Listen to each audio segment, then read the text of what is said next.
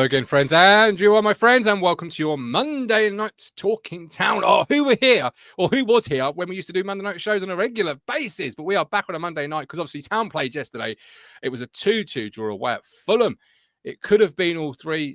Maybe it should have been all three. I don't know. Let us know what you think and feel sitting here on a Monday night after the day before, where it was, of course, Fulham 2, Ipswich Town 2. We need your comments, we need your thoughts, get them into our live chat. If you're watching on Catch Up FGA, comment for that algorithm, like and subscribe. Every YouTuber asks you to do that, but it's very vitally important that you like, subscribe, share, all of that, and it's free to do so. And don't forget, we are partnered with the East Anglian Air Ambulance. Play and support the life-saving work of the EAAA by playing the East Anglian Air Ambulance Lottery. The easiest way to play is online. Sign up now for just £1. Link is in our description. Sign up now for just £1 per ticket for a chance to win one of 18 weekly prizes ranging from 50 to 1,000. Players, £1,000 that is. Players must be aged 18 or over. Please be gamble aware. And I've got a script in front of me, and I read it, and I still didn't get it right. So there we go. But anyway, do support the life-saving work of the East Anglian Air Ambulance. We'll start with Overreaction Monday. That was a segment we did many years ago, where it was like, overreact on a Monday to the day before. And, Lee's entitled to his opinion, but I'm going to go with it anyway. He says, unforgivable from Morsy and Davis. 2 pathetic tackles that didn't need to be made. Hope Morsy returns to League One football next season, because in my opinion, that's all he's fit for. Lee with an overreaction being a capital O, Monday. Colin says, great team performance again yesterday. I was disappointed coming out of Craven Cottage, but still happy at the same time. But yeah, get your overreaction Mondays in, get your thoughts, your comments. Joining me as always is the man that likes to get the comments talking. I won't say what we're talking about. I'll save his blushes. But it is, of course, Mr. Matthew Phillips. Welcome in, Mr. Phillips. How are you? How you doing? All right? Yeah, I'm good. You were late tonight. Were you doing your hair? I wasn't late tonight. You didn't bring me into the green room for unknown reasons and then booted me out. So you weren't doing your hair. Fair enough. And are you well? Did you enjoy your Sunday lunch yesterday with your family? Very good. The options on the roast was either pork, lamb, or beef. I went with lamb. It was good. Pork, lamb, or beef? Who are you having dinner with? Sid the Troll? That's a children's book. You probably won't. Oh, is it? No, I don't know that. One I read my son. Yeah, Sid the Troll. Pork, lamb, or beef. I was disappointed there was no turkey. I thought you might, this. Oh, everyone's over turkey, Matt. Next year we're saying get the Christmas pud out. Yeah, well, can you? No, I've still got a box of mince pies on the go. Can you still get them during the year? No, well, you probably can. You can get anything during the year these days, can't you? But no, certainly not. And obviously, you missed live viewing the game, but you watched it back in its full entirety. Without knowing the score as well. I didn't know the score either. There were calls from our Discord to try and record you watching the game back, because it was one of those. There was actual calls for us to live stream your viewing of the game. But it was a 2-2 draw. Before we do get into our discussion on it, we are joined this evening by a third member, the three amigos. Back on, I'm so excited about this. I've been so excited all day. Back on the platform. He's shaking his head. The lesser spotted. Yeah, but he's shaking his head in the green room. But he knows it's true.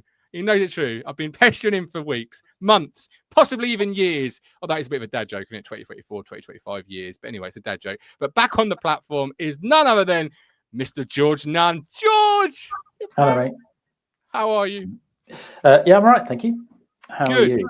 Very well. I'm so excited to have you back on the platform, because it's always a good show when George is on the platform.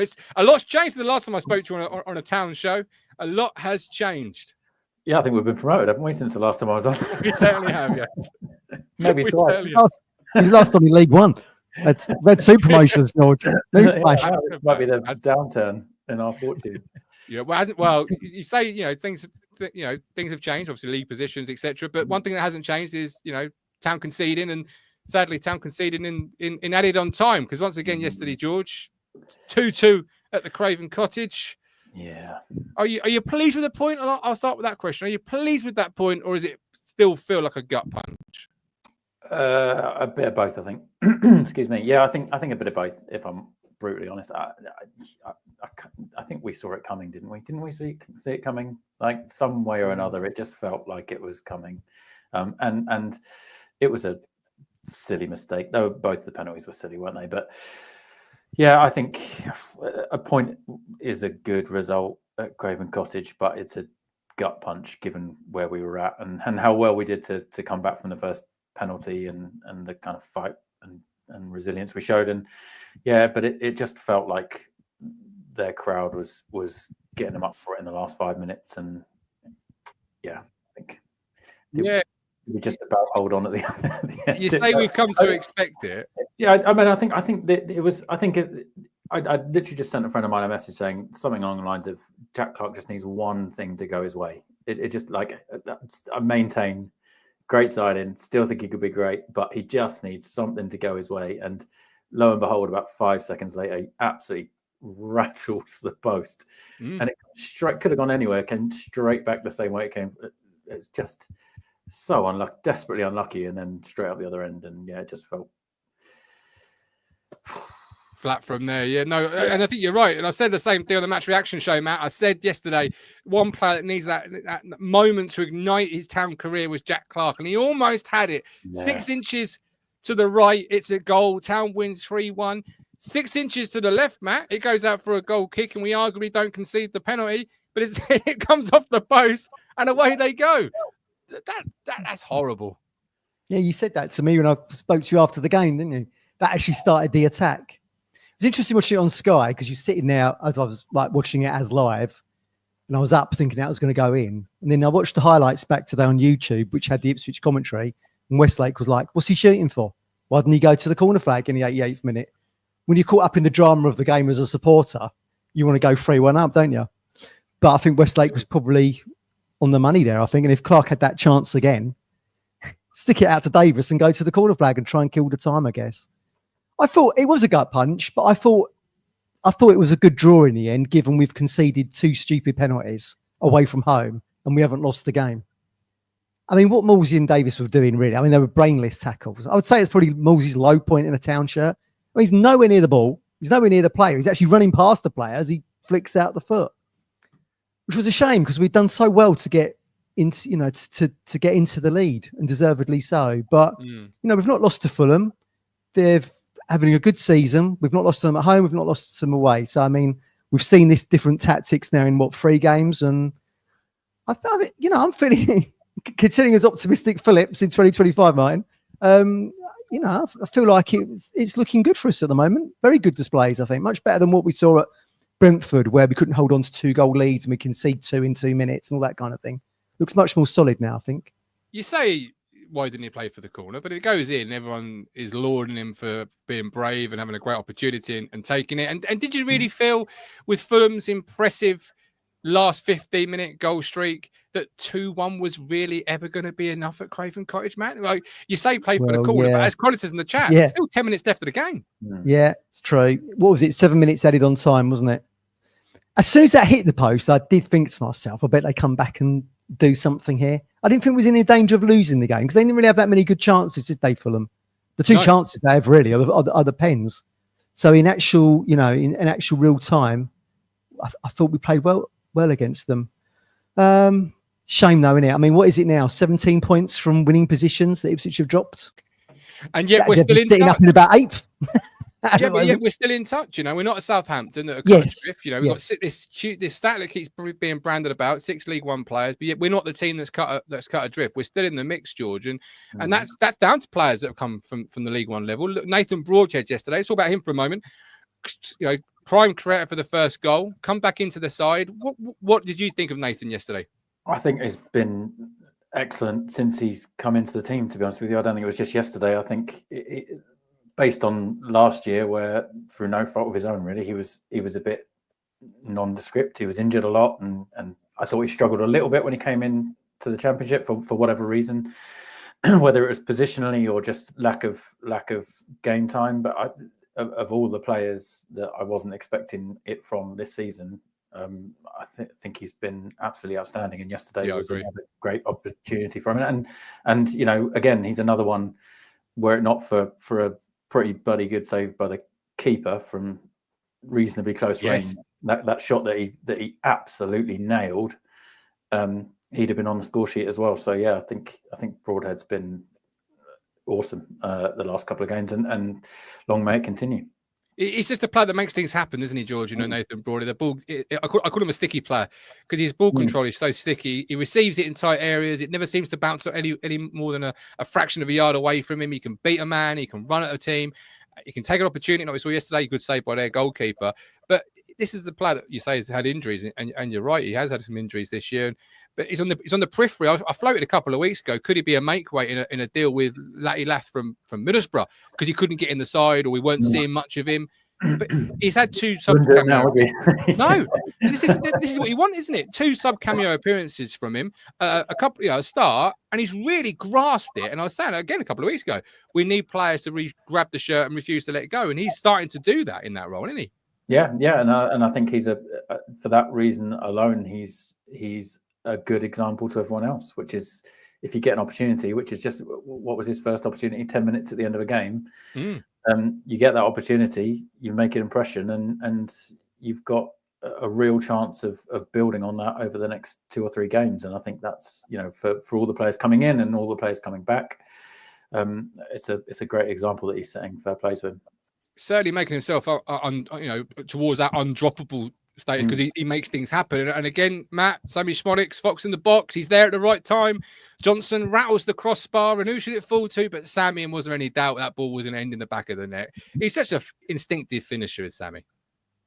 Yeah, but we've not seen it at Pullman Road, have we? We've seen nothing at Pullman Road, really. Let's be honest. Apart from Chelsea, we haven't seen really anything of anything. Yeah, I mean, away from home, we said would we bring him back into the side when we discussed him, Martin, because he's got such a good goal record away from home, and you saw it yesterday. I thought Johnson played very well, yesterday. Phenomenal. I mean, we'll come to Godfrey in a minute, won't we? Who's going to be competing for that space? I thought that was one of his best games. I mean, he had something like 10, 11 clearances. That lovely cross ball over to Davis right across the park, I thought was fantastic. So he looks much more comfortable in that kind of that more defensive role rather than moving forward. The irony of that statement, of course, is he's the one who has the header and gets into that attacking position for Schmodix to score the goal. But I mean, look, if Schmodix keeps scoring goals like that away from home, then we should stay up. It's going to at least garner you points, I think. I mean, going to need him, though, Matt. Going to need him. So you can cut across. You're going to need both Brody and Schmodix, if not more, because Amari, reported yesterday out for a couple of weeks. So you're going to need both of those. Well, exactly. I mean, that pours sort of water on the fire of whether Broadhead would be moving out of the club, I think, in like a make-weight deal, as you said earlier. Yeah, he's got a position to play there now. I mean, like George said, that was a great shot. Maybe a good height for Leno to save it. But look, Schmodix almost ran in the way, didn't he? He still managed to hit it with really decent power. Yeah, he looked really good. Like you say, context changes everything, doesn't it? He was out the side, always injured, etc. Misses the start of the season. Comes back in, was it that cameo at Forest off the bench? Did all right against Palace, disappears again. Now he's come back with Chelsea and Fulham, and he's looked really good. And I think that's fantastic. We said he might be like a new signing when he comes back in, and that's kind of what he's offering. But I think, if I was sat on the train going to the Chelsea game and he said we'd get 4 points out of Chelsea Fulham, I'd have snapped your arm off for that. Do you know what I mean? So I think the return of the last 2 games has been really good. We've only conceded 1 goal in open play, haven't we, against Arsenal in the 3 games that we've had. So defensively, we've looked, we said like some of the defensive decisions made this season have been shambolic, but the last 3 games have looked really good. But again, we just can't cut out the individual errors, the Morsy and Davis tackles. The Davis tackle reminded me on his debut against Bolton. Do you remember? Back in those League One days, George, when he trips up that Bolton player and we was like, what the hell? We're all trying to forget that game. ITFC.Sam on X says, as Mellors dropped points here, 1 inch to the right and Jack Clark would have scored and game would have been over, which is a fair point. It's about Sam Morsy then. I'll start with you, Matt. Sam Morsy obviously gave away that first penalty. I'm still not sure what he's trying to do or accomplish with that sort of lazy leg. Yeah. A lazy leg. It's a good way of describing it. A lazy leg, yeah. That's your senior pro. The player's already gone past him. He's never making that tackle in a million years. With or without VAR, with or without it being the elite level. It's a bad... It's the kind of tackle you've seen Morsy do like in the Football League. Do you know? When things haven't been going his way, he's got a bit petulant. He's kicked out in the centre circle or whatever.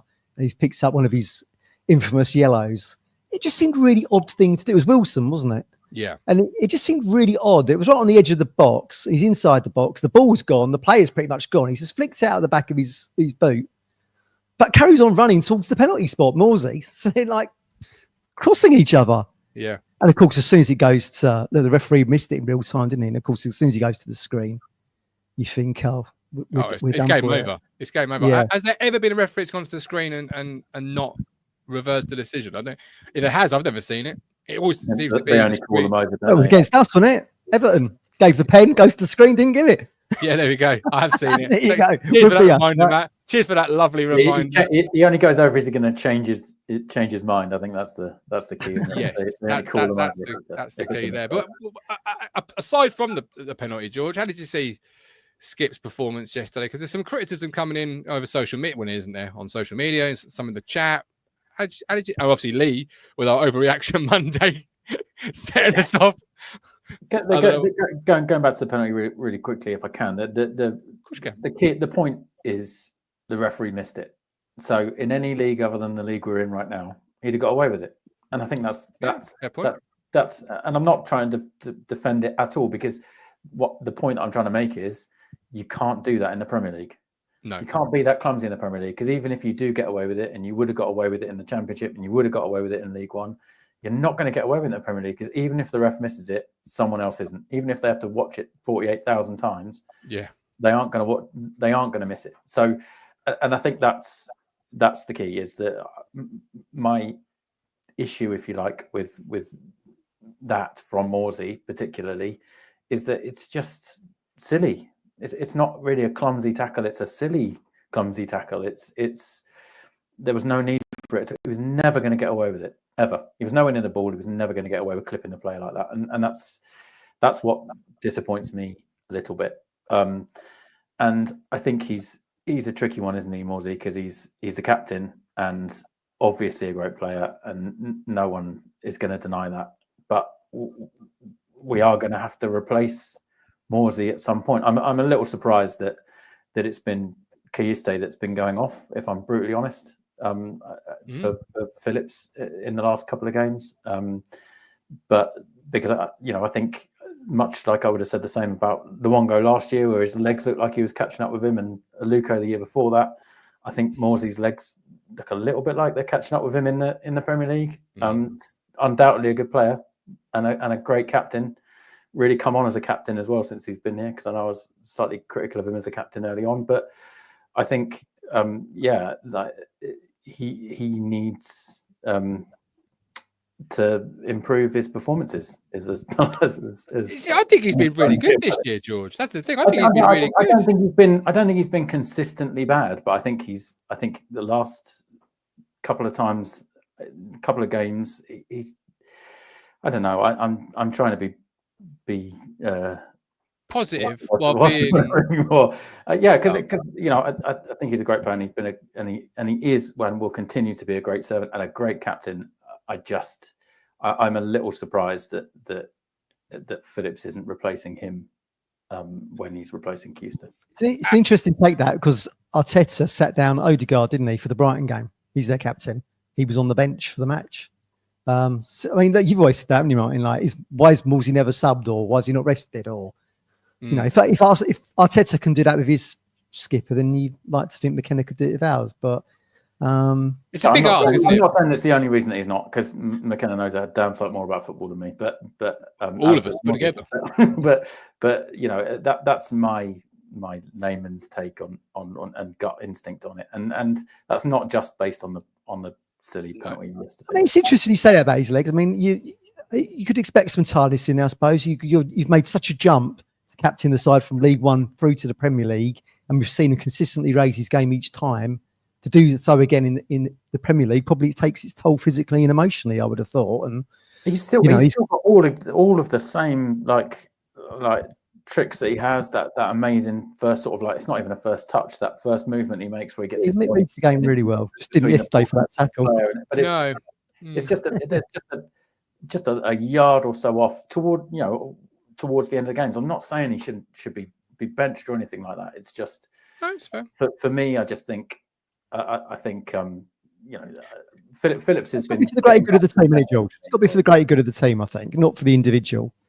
You know, I mean, like you said, Martin, why wasn't he subbed so he didn't get that yellow, but he got in the hour mark against Newcastle, whatever it was, thus missing the Arsenal game. I mean, that was strange to me. I mean, look, McKenna said Phillips is going to play a key role in the second half of the season. That to me would mean that he would be playing alongside Kayiste. Yeah, they obviously managing his fitness, aren't they? Well, it's interesting you say that, because obviously, George, you mentioned about a replacement, not this year, but in years to come. Matt has already said that, several times over the last couple of weeks, that eventually you've got to have eyes looking forward in who's going to be Sam Morsy's successor in that middle of the park. Obviously, a link today, Matt and George. This might not be the successor that you were asked for, but Matt Matic has been linked. What are your thoughts on that one? I'm laughing because obviously the age. You want a successor, so you get linked with a 36-year-old holding midfield player as opposed to a 30. What is Morsy? 33? 32, 33. 32. Yeah, but still, the successor is Matic. Actually, no, he's coming up to 34. He's 34 this year, September. So that's the successor, Matt. 36. Yeah, odd. I mean, some of these you could take with a pinch of salt, can't you? You go onto Twitter, you have a look and stuff, and like whoever's posted it's got about 20 followers or whatever. But certainly he's now. Say again. You've left Twitter now, mate. Well, yeah, I dip in sometimes, see what's going on. People link it up, don't they, in the Discord? I mean, Matic is having a good season, I think, with Lyon. They're 5th in the French league. Right, it's not the best league in the world, is it? Dominated by one club, really. But I don't know. I'd be surprised by that one. That certainly would be a short-term fix, wouldn't it? Like you say, Martin, he's certainly not going to be any replacement, is he? Well, he's not the successor for years to come, is he? That's the thing. No. It's nothing to do with age either. Like, I mean, Ronaldo. Someone tell Ronaldo that he's too old to play football. Like, it's yeah. It's not just about age. It's about you and I might have had arguments about teaching old dog new tricks at various points over the last 5 years, and it's just one of those. I think it's you hit your level. That is partly down to age, I guess, but not that I'm voting for Nemanja Matic. I think you've got to when you're looking at who will replace Morsy long term, there's so many attributes you've got to replace, right? Not just the play inside, the leadership, how he's around the training ground, in the dressing room. I do think we've got someone ready for that role. It's probably going to be Dara O'Shea would be my prediction for that, given he's already captained West Bromwich Albion in the Premier League, I think. But yeah, it's not just replacing what he brings on the pitch, is it? It's just that kind of culture of leadership, I suppose. Yeah, but that can stay around the football club. But that can stay around the football club for a long time. There's been, and no one's talking about replacing Sam Morsy this year. I mean, Lee obviously kicked us off with our overreaction Monday. But I think you'd have to be silly to say at some point you're not going to have to look and think, okay, who's going to be stepping into that? Far ahead. So we're shifting the conversation a little bit. Obviously, you both said, or Matt particularly said, we looked better defensively. George, we've changed formation recently. That's a mouthful for me to say. Better for you? Is it something that you want to keep between now and the end of the season? And had we changed it earlier, do you think we had a few more points than we currently do? That's the big question. You can't. That's the dangerous game. You can't think like that. I mean, based on the way we've played in the last couple of games, then that's an easy assumption to make, I suppose. But whether it's likely to be true or not, who knows? But we've looked more solid, as Matt says. 1 goal conceded from open play in the last 3 games, and 2 penalties given away and one by a midfielder. So the back line looks much more solid than it has, and more solid since yesterday. We'll probably argue shortly, and I'd certainly stick with it while it's working, and while it's working home and away.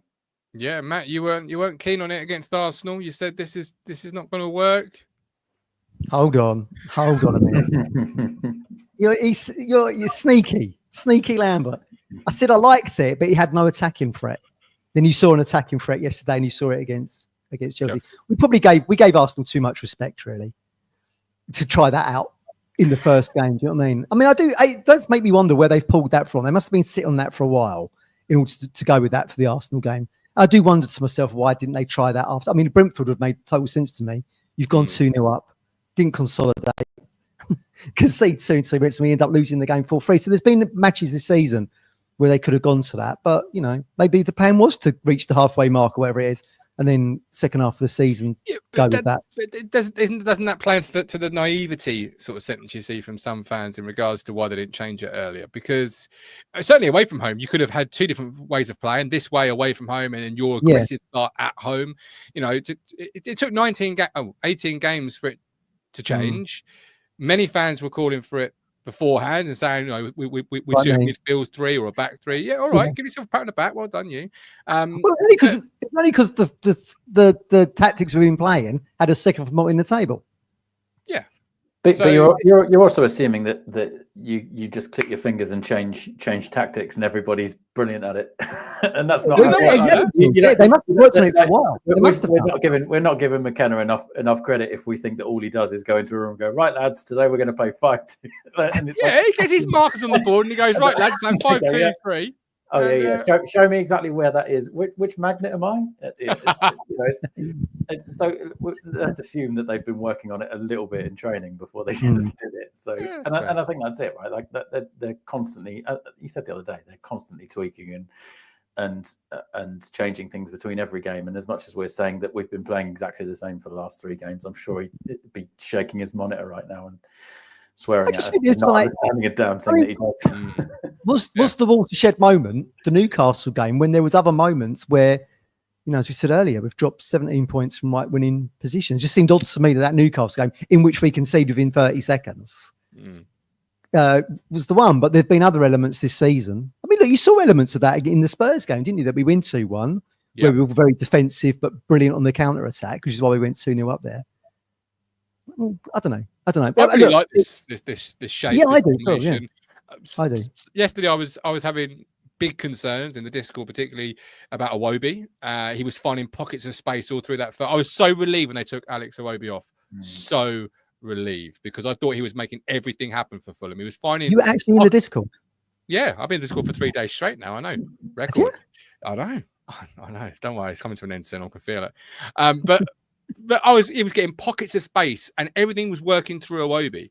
And we weren't closing him down. And then when they took him off, I was like, we might actually win this game, because he was their primary outlet. And it felt a bit like Marco Silva was reacting out of not desperation, but certainly they couldn't break through. They weren't making it happen. And I thought Iwobi was their best outlet. Took him off. Obviously, the game panned out the way the game panned out. And that's why Silva is a manager and I'm a podcaster. Not a very good one, but a podcaster. Very salty, wasn't he? Salty Silva. He was very happy to take VAR's predictions on the penalties, but couldn't accept the Davis yellow card, which he was adamant was a red, despite VAR explaining to him in the stadium why it wasn't. Yeah, that's one of those that fans and managers all would have been the exact opposite, depending on which side they were on. Right? Did you think it was a red in real time? Against us, we'd have been saying that was a red card all day long. I'm pretty sure. I was, head in hands. I was head in hands. I was thinking, oh no, he's going to get sent off here. Not because necessarily it was a red card decision, but because it's Ipswich Town. And history tells me Ipswich Town don't come out on the right side of many decisions that are very pessimistic way of looking at things, Martin. I'm a Town fan all my life, Matt. I've been worn down. Just ignore the back-to-back promotions, mate. Mate, I'm 35. Back-to-back promotions and 1 year under Burley, which I can remember. You know, the playoff year, and then that don't mean I've got 32 years of jadedness. Do you know what I mean? Like, there's still a lot of jade. The check was on our side. Well, they said O'Shea was covering, didn't they? And I think Wilson to keep the ball pretty further on anyway, didn't he? Towards the box. Yes, it was to take it away from being a goal scoring opportunity. Silva, I don't know how either of you gentlemen feel on this. Obviously, in regards to the Morsy penalty decision, and we'll move on finally in a moment, but the reaction of the Fulham player. Many people have been talking about this. Should he have been carded? What's the letter of the law? How do you both feel on that reaction? And I don't think there was any cards even shown in his direction. I may be wrong on that one. But what are your thoughts on that? We certainly didn't. I don't think he got a yellow. I mean, what happens to Dissent? Pretty. I mean, Dissent. He was livid. Well, I suppose it was the fact he was correct in the end. Oh, so you can call the referee or shout at the referee? I was expecting a yellow on that one. Yeah, 100%. He's on my little list now of Cunha, Cucurella, Wilson, 3 twerps. I'll say that nicely. George, your thoughts on it? I thought the ref had a reasonable game yesterday, but I thought he was super weak when it came to how he was dealing with players was and managers actually. Silva should have got a yellow card at half time. Yeah, I agree with that. Yeah, I thought he was good in. They showed him just during the game. berating the ref as they were coming back out, and the ref was kind of going, all right, but for way too long. And I was waiting for him to get his card out to shut him up, and didn't do it. And by the letter of the law, I'm pretty sure, and I think that's one of the things that they've made kind of like there's no argument from a ref's perspective. It doesn't matter if he's being a bit mean to you or if he's just putting his point across. You have every right, if not, it's in the rules to show him a yellow card for chatting to you when he shouldn't, and it's as simple as that. And I thought that was the one thing that I thought he probably, and maybe from both sides really, that he could have got his yellow card out a little bit more for some of the chat back that he was getting. But I guess some refs are all right with it. I just thought chilled, isn't he? McKenna's more chilled, isn't he, on the touchline? I didn't see much from McKenna, but I thought, I think I can't remember who it was. I thought one of ours might have gone in the book at one point, but certainly they I thought were just in the ref's ear, and not for the first time this season for an established Premier League team, if we can call Fulham that. They're like, I thought they were, just and I thought we were moving away every opportunity they could and moaning at the ref and I'm not a big fan, and I think that's one of the things that's not ambiguous from a ref's point of view. You just book them and shut them up. And I thought we were moving away from that in terms of like only captains able to talk to the referee, and we were moving away. What happened to that? We're moving away from the old days of where players would chase after referees shouting for something, and referees be running, like the old FIFA game when the referee's running down the pitch and the players running after him, and like that sort of scene. All right, Delap obviously is our best player. Would get player of the year, I think, in many people's books right now. He's our top goal scorer, talisman. When he hits it, it's normally a goal. When it isn't, it's normally a world-class save from a goalkeeper. Another goal yesterday. But he does need a bit of help, potentially, which brings to another link. Mike D says, will Jesus save us, Gov? This is obviously... Matt, do you want to talk to us about this link? I know you're... No, don't worry. It's an unbelievable name. Igor Jesus. Russian meets Brazilian. Yeah. Well, he plays for Botafogo, who've just won the Champions League in South America, the old Libertadores. They beat Atletico Mineiro, I think, 3-1. He played in that game. But, I mean, I can't understand why he would come to Ipswich. He's been linked with Arsenal. What do you mean? You can't understand? Whoa. We've got the waterfront, Orwell Bridge. I've got attractions. We almost got a brew dog. Yeah, this is the thing. Come on. Why would you want to come to Ipswich Town? There's 3 good reasons right there. Not getting the brew dog, George, is the deal breaker. He's going to stay out. He's going to stay over in Brazil now. Well, he's been linked with Arsenal for like what, 100 million or something. I just don't know. Is it a loan? Is that what you've seen, Martin? Is it a loan? I would have thought. I thought it was a 30 million quid buy. Let's go with that. That sounds much more appealing to me. I mean, it's come from Alan Nixon from The Sun, who was debating in Discord. Why are we talking about it?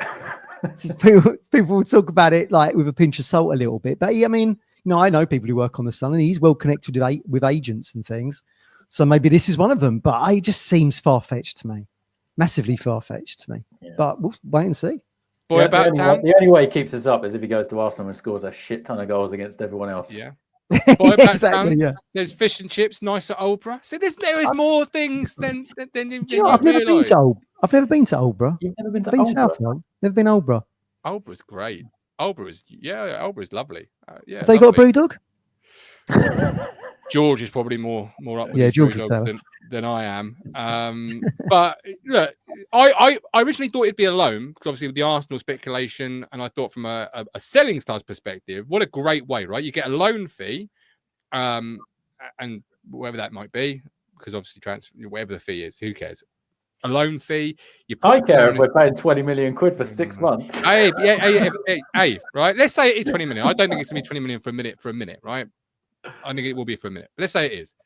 What is survival worth? Like, isn't that like changed on the back of the sofa if he comes in and fires you to survival? Isn't it really? How big is that if? Well, this is Martin's thing. He always says this. He's a bit of a dice roller when it's not his money. Yeah. But then you lost the money, haven't you? You give me 50 quid of my own money. I'm the tightest person alive.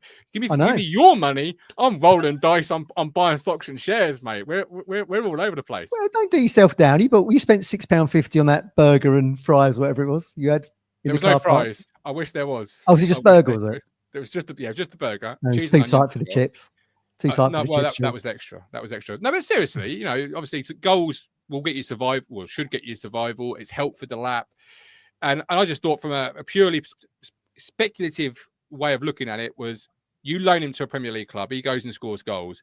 Arsenal immediately don't bulk at £100 million or whatever they're sort of not sure about, because he's done it in the Premier League at the elite level. There's that body of work. But for that fee, Martin, he would be starting ahead of Delap. Well, I don't want the fees. Well, this is it. But look, I'll be honest with you. They're going to pay 20 million for him to sit on the bench, which is why I just think it's loot. I'll be honest with you, right? You give me a player from the Championship and you say, well, we're going to sign him. I'll look at his stats and I'll go, I'm not quite sure it's what we want. You tell, because I'll drill into it. You tell me we're buying a player from Greece, Spain, Brazil, Italy, right?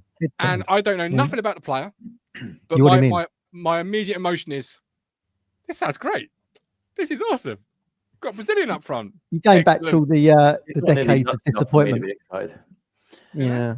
I can't say the striker we need is someone who's going to play as backup to Delap, surely. What we need is 20 more minutes of Delap. So this is what Martin someone else that can come on and do exactly what he does for 20 minutes.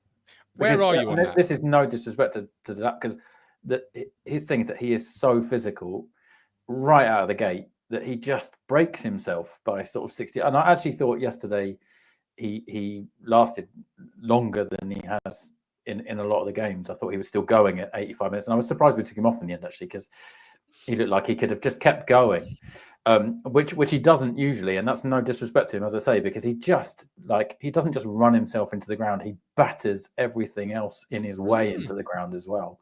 And he plays football exceptionally well in between. And he just, it's looked like 75 minutes is his kind of that's his threshold. And we just need to be able to bring someone else on and go, it's all right, Liam, you come off. And Liam too. Your clone will come on. Why is that his threshold, George? He's not playing next week. He'll be sat with me. Well, no, I won't be there, but he'll be sat in the stands watching Bristol Rovers. He doesn't just run up and down. He's not just physical. He's not just athletic. He's not just quick. He's not just good. He does all of those things, and I think you can be as fit as you like. And I don't think it's even a fitness thing. I think he is just the kind of player that it gives everything he has, and I think he could spend 6 months in the gym and not come out of the gym, and not only would he completely change his ability to play the way that he plays, but I don't think it would really help him last longer during a game of football. I think he just looks like, and he will get better. He's 20 years old or 21 years old, for Christ's sake. I'm sure he will improve it, and he'll learn to play his game slightly differently, as it felt like he may have done yesterday, as I say. But we just need someone that we can sub on and know that we don't have to change our game because of it. And I think that's the thing. Is that going to be George Hurst then, George? Is that going to be George Hurst? I think that's the thing, is that George Hurst is a great backup to a striker, but he's not Delap. Always injured. Otherwise Delap would be his backup, right? I think that's and I think he's great to have, but he's not the player that can come on and he might score your goal. He plays a completely different game, and I think that's my point. It really is that we have to change how we play for who comes on. He never completes 90 minutes either, did he? In the Football League for us, he always got subbed as well. But I think that's not the game. That's not when we have this one striker up front. His thing is kind of you're on your own, but you're not just going to stand up front anonymously and hope that the ball comes to you. You goal hang everything from that the old school striker. That's not how it works, right? And Hurst is perfectly capable of playing his own lone striker role as we've seen, but it's different to the one that Delap plays. Quite as physical, is it? No, I get that. But when you're defending a goal lead, you got that week off next week. He did miss a week only just recently. I'm on record, unless he's more or less crawling off the pitch. No, I agree with you yesterday. I thought he looked like he could have gone on. Maybe he just done. But Get the I magic was spray out, surprised. right? Given the time, do what? Get the magic spray out. It wasn't the words. It was more the action. It was. I know. Yeah. I regretted it the moment my hand left Anyone my listening, side. You were shaking the can, Martin. You were shaking the can. I was shaking the can, but it doesn't look like I was shaking the can. The moment that hand came up, it all went wrong. It all went wrong. But no, I'm serious. You know, I'm a big with the game next week not being his game. You know, and I think as a defender, Matt, you play Ali Al-Hamadi totally different to the Delap. You play him totally different because they're different players, but you play him in a different respect because obviously Delap's now got goals at this level. It'll be a big talking point for opposition managers coming into it. You know, you've got to when Delap's going here, you must do this. When Delap's going for that type of press, you've got to react to it this way. It's a big talking point. You know, immediately as a defender, you must breathe a sigh of relief, and that's not a disrespect to Ali Al-Hamadi. That's a huge respect to Delap. You must breathe a huge sigh of relief. Huge. Well, straight from kickoff, he bulldozed that Fulham midfield yesterday, didn't he? Lukic was it? Sent him flying in the first 5 seconds. He did it against Chelsea as well. That's the first thing he does. Is he lets it's like old school managers goes, just let him know you're there. Yeah, I think in an ideal world, if we are in the market for a new striker or someone to play second fiddle to Delap or wherever it's going to work, you want them in for the Bristol Rovers game, really. Just ease them in. Like you're going to get they'll probably play Godfrey in that game, won't they? So therefore, it'd be good to have bed in another striker. Because is Al-Hamadi going to play the 90 minutes against Bristol Rovers? There'll be no backup for him if presumably Hurst isn't going to be fit enough to be back in the fold yet. And on Hurst, I'm so torn on this because I love George Hurst because of the memories he's helped create. I mean, Barnsley is still one of my ultimate favorite nights of my life. Yeah, you know, but I have to fall back on my principle, which is your best ability is availability, and that's not his fault. But equally, you can't go into it thinking you've got Delap 1, Hurst 2, because Hurst sadly it hasn't been available all that often in the last 12 months, 18 months. Yeah. Handful of games, isn't it? You have to have that insurance policy, which obviously then knocks George Hurst down to 3rd, which is a big shame, George. Because I thought when Hurst made his few sprinkled appearances this year, I think it was Brentford. Was it Brentford where he came in for it? Scored, didn't he? And he did really well, really well.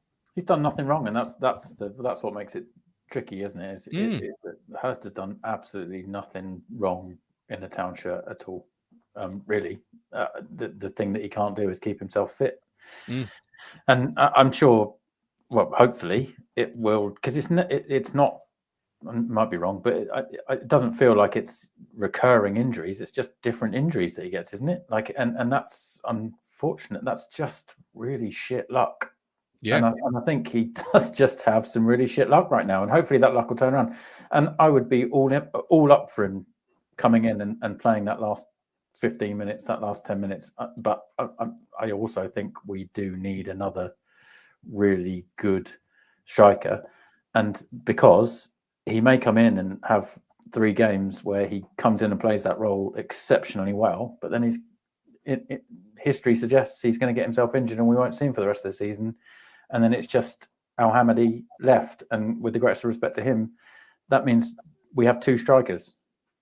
And that's like, we need someone else.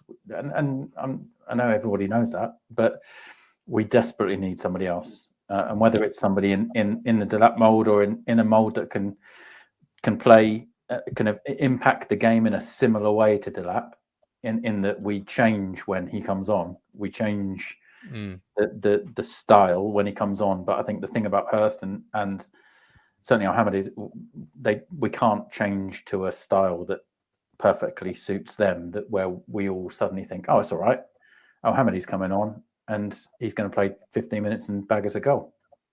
This is it. And it's different strikers, isn't it? You need those different options off the bench. Some games you'll be chasing, other games you'll want, like yesterday, you want to be consolidating and putting the ball up to a striker that's going to hold it, win a foul, draw people in, and all these different things. Don't forget, you can get all your comments in. There's a live show, so please do get active in the live chat. Even if you're watching on X, we had a Twitter comment earlier, and we'll mention it on the show if we can. If you've heard something you agree with, disagree with, want to talk about more, or something you've not even heard yet, and you think like we should be talking about it, do please leave it, and then I'll feature it, and we'll get talking about it. Colin said you won't be a great player on the treatment table. Magic, we just need another striker at a decent level. You won't find another Delap. He is a rare breed. I haven't seen many strikers like Delap. Well, I think that's the thing, isn't it? Is that it's not just Ipswich fans that are saying he's naturally England's next number 9. He looks like he's going to be England's next number 9 wherever he is, and everybody that watches him seems to agree. And I think that's testament to not just him but us for taking the powers that be that took that decision to spend a load of money on him when he's been playing right wing for the last most of the last. Yeah, exactly. He wasn't this player last season. If he was, Man City wouldn't have sold him to us. He'd be back up to Haaland. Yeah. So I mean, it's all full credit to Kieran and his staff, I think. Yeah, exactly. He'd be coming on for the last 10 minutes for Man City, right? Yeah. I mean, at the moment, he'd probably be playing the first 90, but like, yeah, maybe. You talk about rolling dice. Like, I like to roll dice. That itself was a roll dice going into the season. Delap, Hurst, and Ali Al-Hamidi, because we all now in January what Delap is. But obviously, you both just said there it wasn't the best player last year. That you about rolls of dice. That was that's got to be huge credit to both Ashton and McKenna. We're hoping they roll those dice again this month and bring in a Delap 2.0 or even a Delap just 20 minutes. That will do. Well, I need this from Greece, which is what you really want, mine. Again, one of those signings I know nothing about the player really, but it sounds great, doesn't it? Town spend £25 million on Greek striker. We could probably solve cloning for 30 million quid, and we could just make another Delap. This is it. This great idea. It's not a bad shout. All right, before we go on to Godfrey coming in on loan, anyone else from yesterday that you really want to talk about, pick up on? I don't think we need to mention really in depth about the second penalty. It is what it is. Davis caught up the field, sprints back in the dying embers, gets turned every which way, sticks a leg out, penalty kick, goal. There you go. Summarised it for you quite nicely. But is there anything else from anybody else that you saw yesterday, good, bad, or indifferent, George? Or you have to move on to Godfrey? Shout out to Greaves. I think he's getting back up to speed after missing out. I think he'd looked a little lacking in confidence. Not that he'd done too much wrong, but I thought against Chelsea he looked a little like he was struggling for confidence a little bit. But I thought yesterday was back to or getting back towards the Greaves that we saw at the beginning of the season. Absolutely. I agree with that. The reason why he paid the money, about paying money for a player. You saw it again yesterday.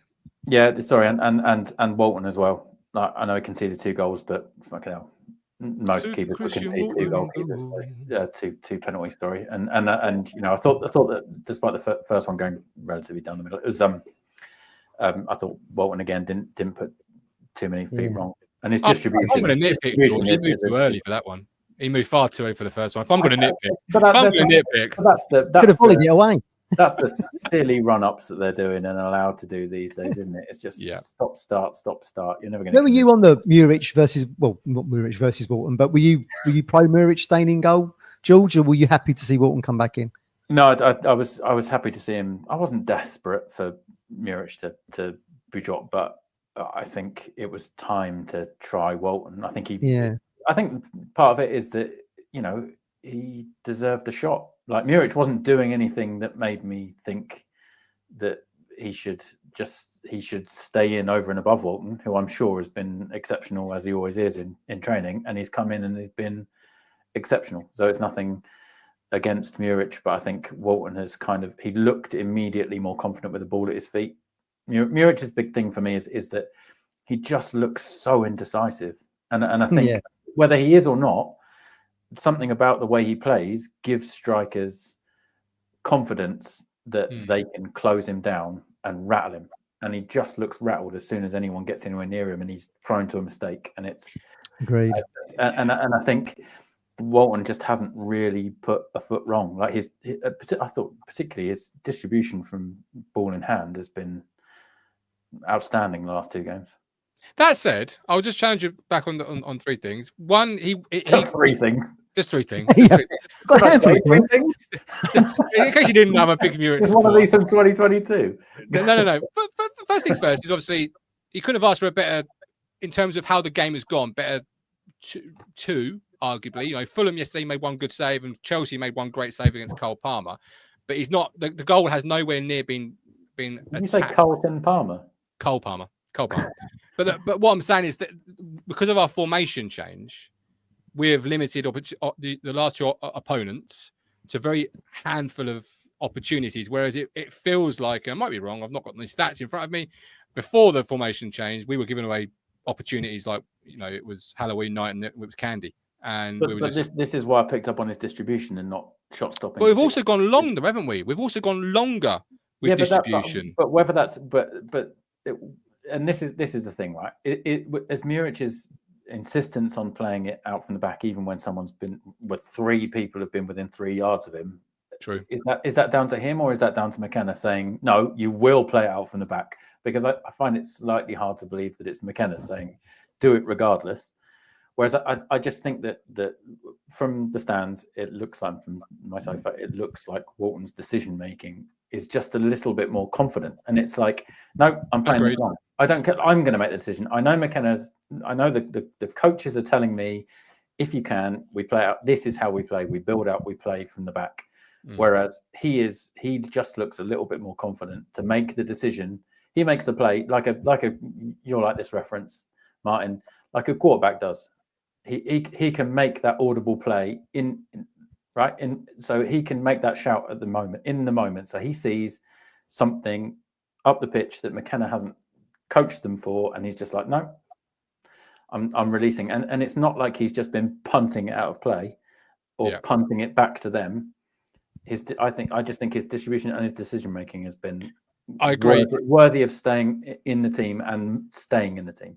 I agree, George. And the thing you said there, which I think was most important, was the audible. I knew that would get you back on side. No, I never was. I'm just doing my role as the host and playing devil's advocate. But I think it's really important because McKenna can say what he likes in the changing room. You've got to take some player responsibility on the football field, and sometimes it isn't there, and sometimes it is there, and sometimes, as you said, you've got to do an audible, and it's got to go long. It's got to go long because it might be that we've worked on it 500 times in training. It might be that we've talked about it, ad nauseum before the game about how we want to draw them on, so we've got to play it into their.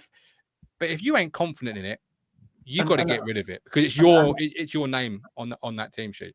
Absolutely, and defending Muric, he looks like a good shot stopper. When he's under pressure, like in terms of with the team advancing at him, he looks good. Where he looks like he struggles for me is in his decision making. And as McKenna said, he's young, and if there is one thing that he can learn from Walton and the coaches and everyone else is that ability to just have some confidence in himself to play that audible when it needs to, and just be like, actually, Kieran, fuck you for a second. I'm just going to hoik this long because I can see an opportunity to hoik this long, not indiscriminately long, but I can see Burns making a run, or I can see Delap giving me the eyes, whatever it is. And I just don't think I don't think his brain works from the stands again.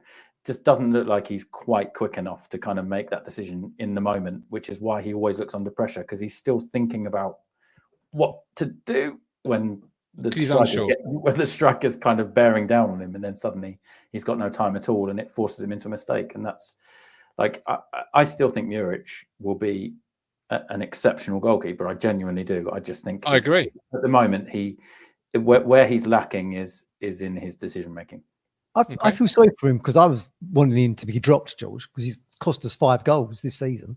Which is why I wanted to see him dropped. But I feel sorry for him in a way because the how we're now distributing the ball from the keeper to Delap is totally different under Walton than it was Muric. You've seen a much, we're not seeing the passing out to the D and then out to the sides, which you saw. I don't think that's something that McKenna has gone right. Walton's in goal now.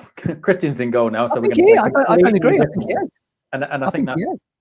And I think, or whether that's a capability thing, then whether he just thinks that Muric can't play that game, I don't know. But that's. Muric should look really good in this system. A lot to learn, but not necessarily from. I agree with what you're saying about his decision making, 100%. I think he would look much better in this system. But unfortunately, I think he came with the reputation of a good ball, with the ball at his feet kind of keeper. It's been his undoing a little bit. And I think you're right about the decision making. It'd be very interesting to see him in these tactics, but it's going to be Walton for the foreseeable, I think. Yeah, I agree. Yeah, all right. So. And this is the one thing that over the last 2 seasons, like Walton was our undisputed number one in League One. He was, yeah. Yeah, and through no fault of his own, Flagkey came in and played the entirety of last season because he was exceptional. And I think that's what we're going to see again this season, is that the gloves are Walton's now until he loses them. Yeah. Matt, anybody from yesterday, good, bad, or indifferent, you want to... I was interested to see what George thought about Walton, so no. Let's move on to Godfrey. Before we do, A says Kayus has impressed me in the last couple of games. Very good player. Kayus is a very good player. I think he's I'm very much a Jens Kiyeste fan. Yeah, me too. Rolls Royce of a player. I want to give a shout out to Luke Wolfenden. Absolute brilliant. Hold on a minute. You called Raheem Harper a Rolls Royce of a player. I have that description for Jens. Yeah, I certainly can. This is obviously, I wasn't too far wrong with Raheem Harper, right? I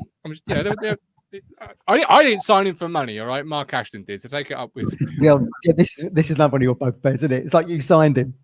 I get more flack for that than Mark Ashton, doesn't he? Then again, I haven't had those successes that Ashton has, to be fair. But no, Luke Wolfenden, out in the, I won't say cold, but he hasn't played, so out of the team, back in for Chelsea, back in for Arsenal. Welcome back to the Premier League, Luke. Great. And obviously, again, yesterday, I think he's been really good since he come back into the side. I love how he comes out of defence with the ball. The back three allows you that freedom to step into midfield and do those type of runs. And I really like him. But Ben Godfrey's now arrived on loan from Atalanta, not Atlanta. Like I got Atlanta told Falcons. It's just my pronunciation. It's my pronunciation. I definitely said Atlanta. So I've done it again. Atalanta, but it comes across as Atlanta. Anyway, Ben Godfrey's arrived on loan.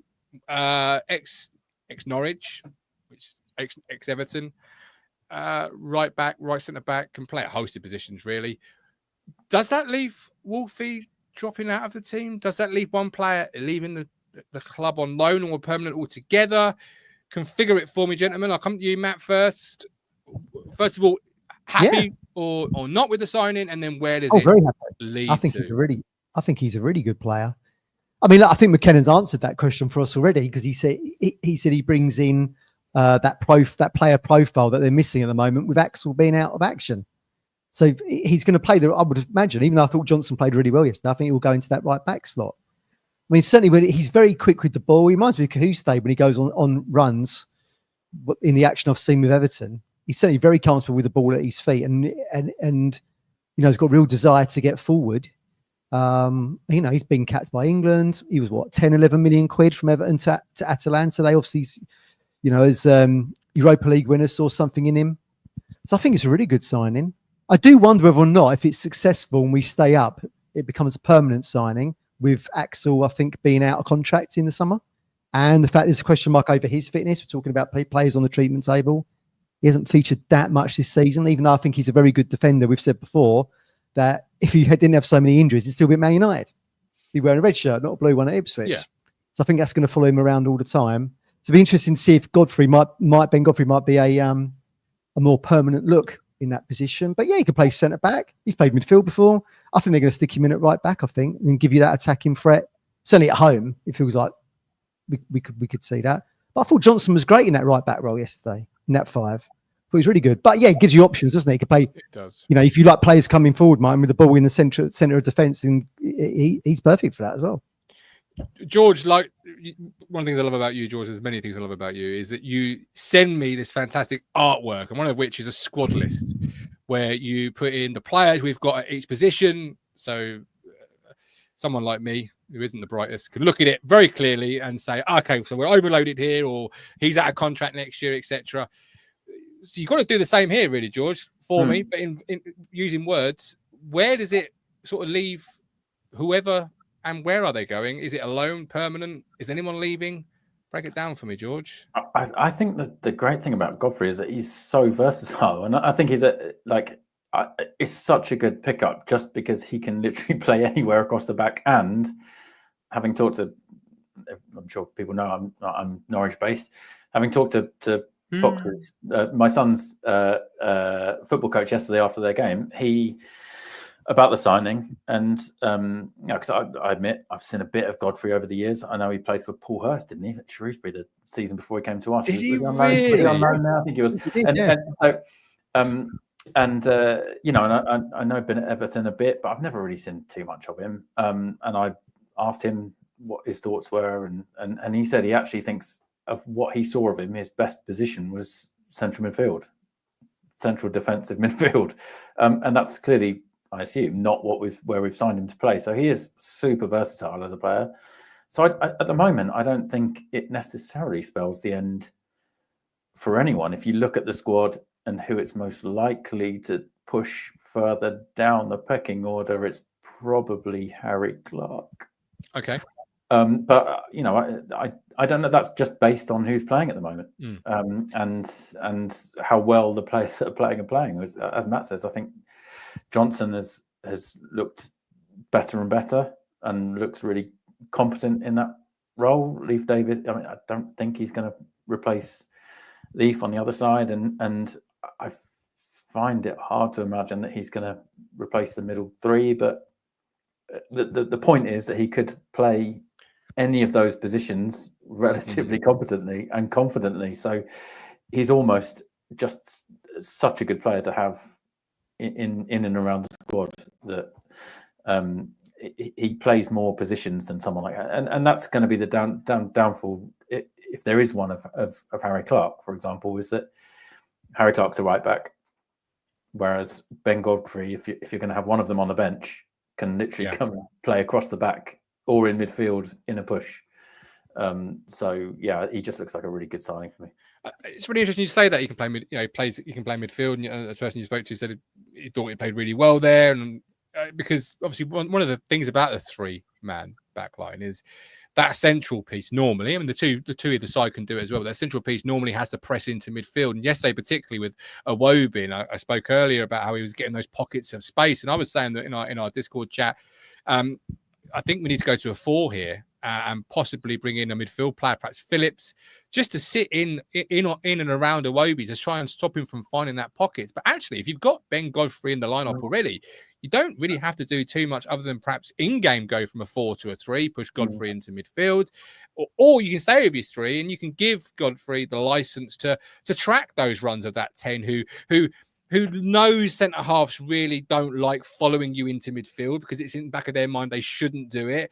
Midfielders don't know you are there, so you're playing between the lines. So it actually gives you really big flexibility, Matt, in game, hearing what George has said there, to shift it without having to make a change like I was suggesting yesterday with Phillips perhaps coming on to stifle Iwobi.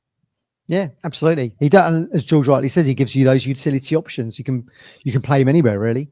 Yeah, just if people not seen him, imagine Cahoose playing right back effectively. That's how comfortable he is with the ball, how quickly he gets forward, those bursting runs. I think it's really exciting. I think it's brilliant that he's chosen us. And obviously McKenna, he said the chance to work with McKenna was massive. You know, these are not things that Ipswich, you know, Martin, you go back to your decades of disappointment. These are not things we're used to hearing at Pullman Road. No. So that's one of the reasons he's leaving Serie A to come to us. I mean, he's not getting any game time at Atalanta. They're doing really well in Italy at the moment. I think they were top when I last looked. So I think it's brilliant, and I hope that can turn into a permanent signing should we stay in the Premier League. I think it'd be great. He won't be the first player to have backed himself on a move, and it's not worked for any number of reasons. But it's now the rebound that's the most important for him, and obviously he's chosen us, George, for that rebound and to relaunch it, as it were. And he couldn't have chosen, in my estimation, a better manager to relaunch himself under, really, because we've seen it over the last 2 years. McKenna takes a player and makes them 1,000 times better, to the point where I think I read recently they were looking at your angle of shoulder when you received the pass. Blew my mind. It's crazy, right? This is what McKenna does, doesn't he? He looks at the details, and he no small detail is ever unimportant to Kieran McKenna. Yeah, and I'm sure that goes for all of the coaching staff to give them all a vague shout out. And I think that's what's brilliant about our setup at the moment. And Godfrey said as much. The opportunity to play under McKenna is too good to turn down, really. And that's and in the interview said something along the lines of, I've talked to good footballing people and they've only got glowing things to say about him. And may he and everyone else that comes keep shouting that from the rooftops, because it's not going to do us any harm when it comes to trying to sign, better and better players as time goes on, as I'm sure is the plan. And McKenna is the heart of everything that's going on at the moment. No one is pretending that he's not. And the fact that players are saying, and it's not just Godfrey, but the players are saying, I spoke to him and that was it. And if other rumours are to be believed, Tottenham are interested potentially in Godfrey and others, and the fact that he hasn't gone. Do you know what? I might just give it a couple of weeks and see if someone else comes in, which historically may very well have been the case. It says all that needs to be said. Yeah, and having been at Norwich previously, he'll probably be viewing the Stowmarket area as an ideal place to base himself. It's not too far on the train to Norwich. It's not too far on the car for Norwich. It's just outside Ipswich. It's a great place to live. Spare room, then? You got a spare room? I'm sat in my spare room, man. I tell you what, imagine that one day. He's not behind that curtain, is he? Can you imagine that? Hello again, friends. You are my friends, and I'm Joyce today. Bye. Ben Godfrey. Look at me, Ben. How you doing? Just doing his washing. I mean, we've had that recently, with the owners, in terms of, where the owner and the owners pop round to come on the show, but that'd be something. Yeah. But no, I see Broadhead driving around in his car around here every now and again. So it's obviously an area that play. Yeah, Martin Pert. Yeah, I know. The Dapo, I think, lived around the Stowmarket area when he was. So it's obviously an area the players love, and I can't blame them really. Our two parks and one medical centre it's a sensational place. Got a bulldog? No. But I don't want to get into the whole Ipswich Norwich thing, but we've actually got a brewdog in Norwich. So we've got Witherspoons, all right, and the toilets aren't actually a mile away. So there you go. Levels to this game, George. There's levels. Levels, yeah. Excellent. Right. We've had an absolutely brilliant show. Thank you ever so much for watching. Don't forget we are partnered with Stowmarket Osteopaths. Don't say it again. Stowmarket Osteopaths. The reasons to live in Stow just keep on climbing, Ben. If you're listening, of course you are. I'll give Abbott's a call and let them know you're going to expect you. But give Freddie a call. 01449 613 633. Stowmarket Osteopaths. Don't live life in pain. Give Freddie a call. He's the governor there, and tell him the Gov at Talking Town has sent you. But now I don't know what's happening this week because I'm not going to Bristol Rovers. I've got a birthday to attend, which I've kind of got to go to because it's my daughter's. Apparently, it's important that I'm there. Free line whip that one. Yeah. So unless we come up with a plan, I'm doing this. Obviously, George is very much shrinking back into his chair. Don't include me in this plan. But let's come up with a plan.